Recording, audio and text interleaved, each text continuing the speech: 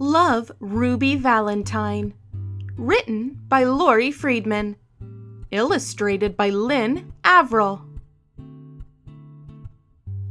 Deep in the heart of Heartland, in a house of oak and pine, with her feathered friend named Lovebird, lived Ruby Valentine.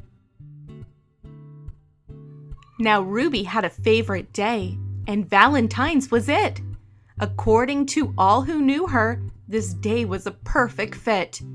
Ruby loved to say, "I love you," and she loved to say, "Be mine."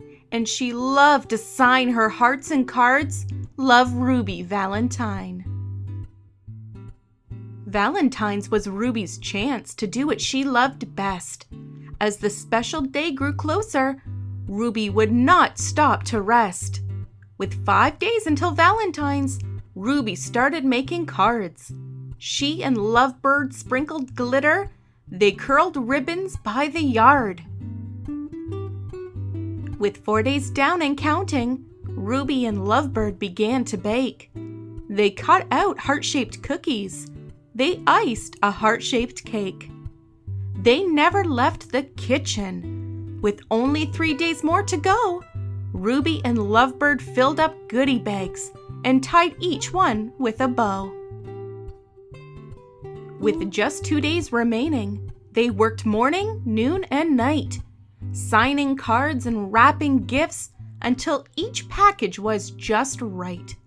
With Valentine's 1 day away, Ruby carefully checked her list. Then she loaded up her wagon. No one in Heartland would be missed. The night before Valentine's Day, Ruby chose what she would wear. She tried on her purse and shoes. She washed and curled her hair.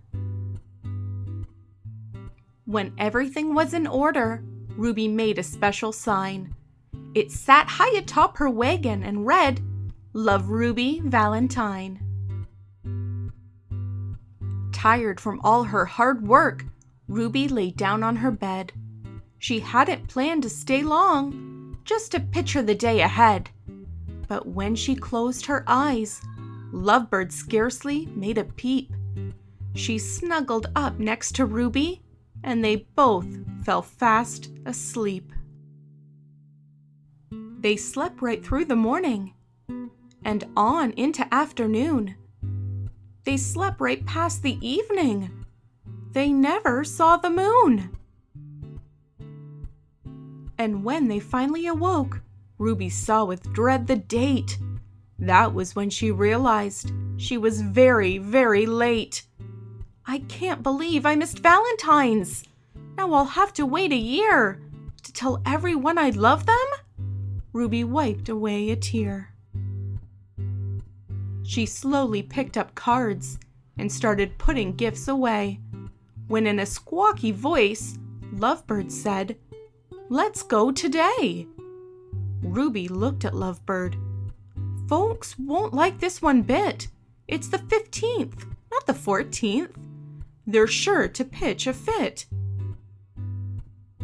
But Lovebird kept on squawking, so Ruby made a choice. "All we can do is try it," she said in a tiny voice. So she straightened up her wagon and tried hard not to frown. With Lovebird on her shoulder, Ruby slowly walked through town. She delivered cards and candy. She passed cookies from a tray. She gave out gifts and goodie bags to all the townspeople that day.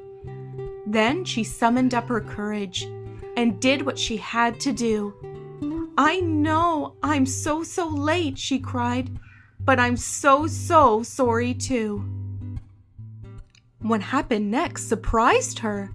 No one seemed to mind. They just thanked and hugged her for being sweet and kind. "You've made today a celebration, so why would we protest? Hip hip hooray for Ruby! We think you're the very best." And that's when Ruby realized that saying "I love you" doesn't have to wait till Valentine's. Any day will do. So now she sends out cards all year that say, "Will you be mine?" And she signs each and every one. Love, Ruby Valentine. Thanks for listening, and don't forget to subscribe. Want to check out the last story we read? Here's the link. Do you have a favorite book that you want read aloud? Leave it in the comments below.